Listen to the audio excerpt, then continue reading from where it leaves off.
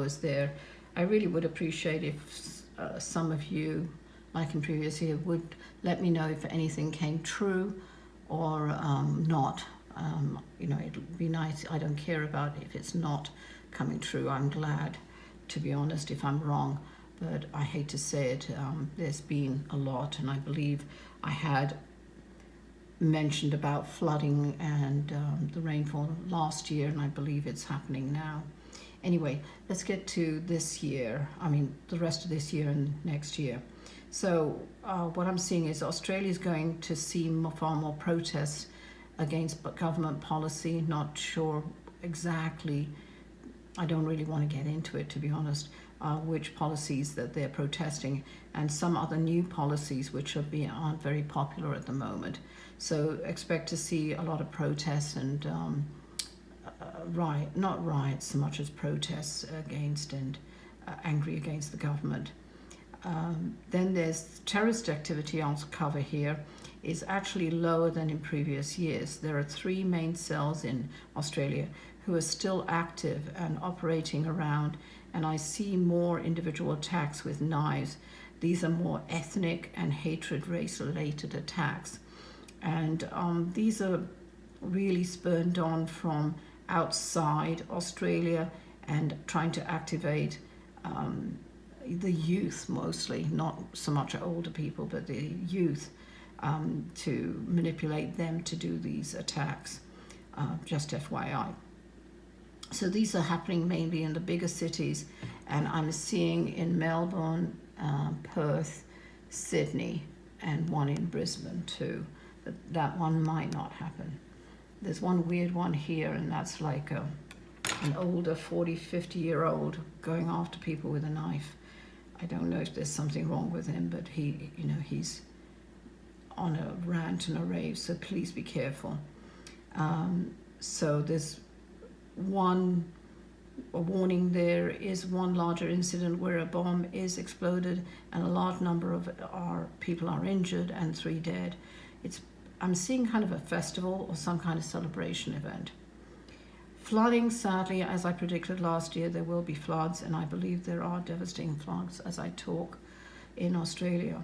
And this will continue through late February, where there will be a concentrated flooding in the following areas, which I'm seeing really around here, but here too, in this area. But it's always in this area that the floods are quite catastrophic. One is associated with a typhoon, so that's going to keep on flip-flopping and continuing, and devastation. And I'm so sorry to say, give you that information, but please let me know. There is a weird kind of storm that's coming in from the Indian Ocean and hits Perth, so just be careful on that one. All right. So due to the extreme weather systems, I expect to see more flooding in the following areas, which I told you, and around end of March through mid-May next year, so please be careful.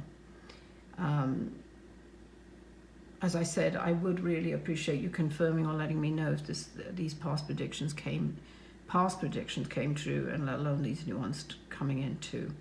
Now, the drought areas, you seem to be going through another drought. Well, drought is there anyway, but it's really a concentration more in this area where it's finding really hard and drought, and it's hard for the animals to survive and ranches. So there is something kind of contributory to it, is because of fire dangers, which I'm going to go over. So I'm seeing that there are going to be fires here, and if not already happening here, this one could be deliberately set here, around here. So it's really bushfires that are kind of with lightning, which, by the way, I'll quickly tell you, tornadoes. You're going to experience quite a large number of tornadoes and cluster tornadoes, and these are extreme and intense. What I'm worried about is the lightning. Now, the lightning seems to be, and again, I don't know if anybody has reported and told me, but it seems to be far more intense. and they're longer lasting, the lightning storms, and more prevalent this coming year, so be careful. All right, obviously take precautions, but unfortunately, because the lightning strikes are so intense and many, I mean it's thousands of hits in in a day, let alone over a period. So please be careful, because they're the ones who are that's what's starting most of the fires. Okay. Just trying to think of something else. All right, I'm going to cover COVID and RSV for Australia and the Pacific in another video. Okay, thanks for joining me.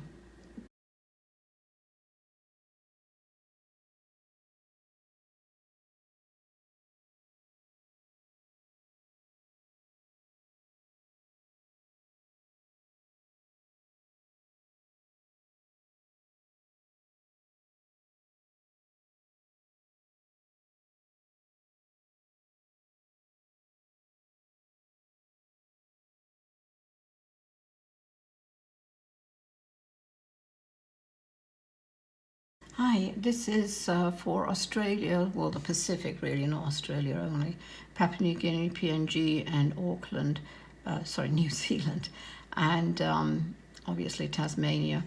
And what we're seeing is only a 30-day activity for earthquakes, and Papua New Guinea, PNG, obviously that will proliferate throughout the year, I'm afraid. And keep on going here in the Straits. You may see a 7.2 in that area. Off here, I'm seeing a 7.1, maybe a 7.3 in there. New Zealand, again, it's only a 30-day. I do see that proliferating. You may even get as much as an 8.1. I hope I'm wrong, but you will be seeing activity. Anything. I believe this is a 5.0, 5.2, and that's 5.2. But you'll be seeing in New Zealand just let me draw it down, activity in this area here, all the areas, I'm afraid. New Zealand, it'll be actually a 7.2, maybe, and it's kind of 35 feet down, I'm seeing. I hope I'm wrong. And then also generally fives, in the fives, and lower in there throughout New Zealand. In Australia, I've always said that there have been earthquakes, and they seem to be, I wouldn't say getting worse, but they are still going, and you will be seeing that.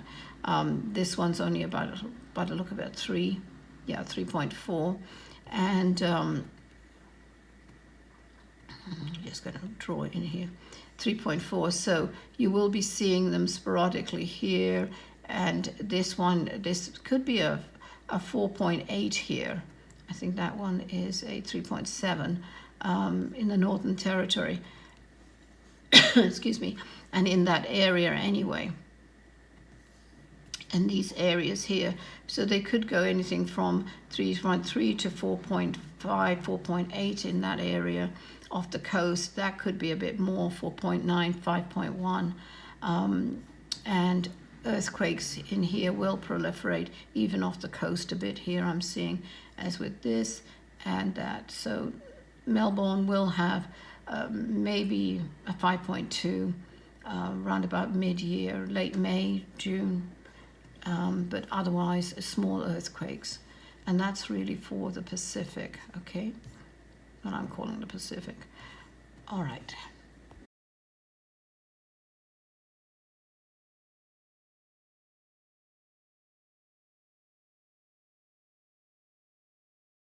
Hello, COVID numbers I am worried about for Australia, and even though it's being at a steady pace, this new variant, which will be hitting, even though it's there, it won't really be rearing its ugly head, I see, until about the end of November, where it'll be in the news where I'm seeing it affected. I am dropping in a another video which is really on the US, but quite frankly it pertains to you, so please listen to it. And it's not necessarily just US, it's about the actual COVID variant I'm talking about, so please take note.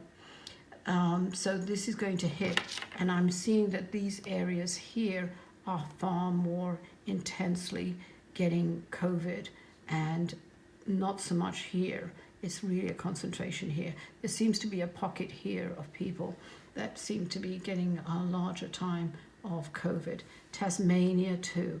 New Zealand, I'm seeing, is more or less well controlled, but they still do have it.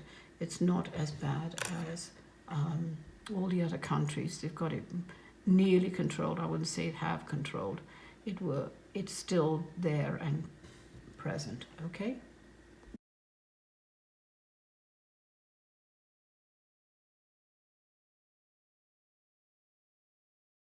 RSV in Australia, just a separate comment, even though I put a broad comment there.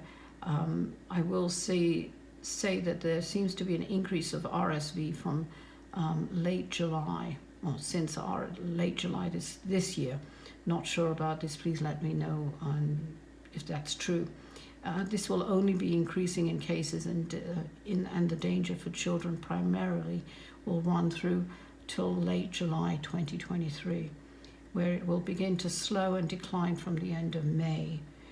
So July is kind of the end date where it's kind of going into a normal infection rate, but quite frankly, you still have to be careful. And again, I just want to let you know, I am dropping in the US comments for RSV in this video, but it pertains to Tasmania, Australia, New Zealand, all of the Pacific and Solomon Islands. Thank you.